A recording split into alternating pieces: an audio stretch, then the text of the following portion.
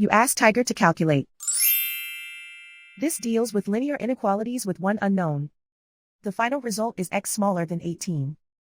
Let's solve it step by step. Swap sides.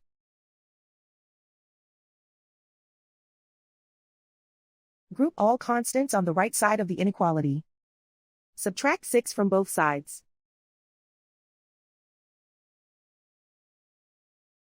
Simplify the arithmetic.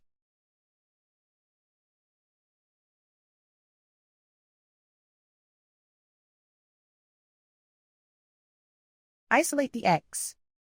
Divide both sides by 4.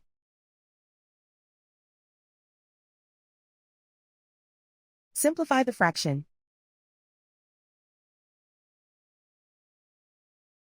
Find the greatest common factor of the numerator and denominator.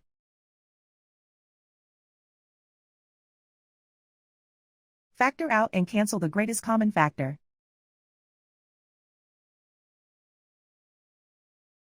Plot the solution on a coordinate grid. And so the final result is x smaller than 18.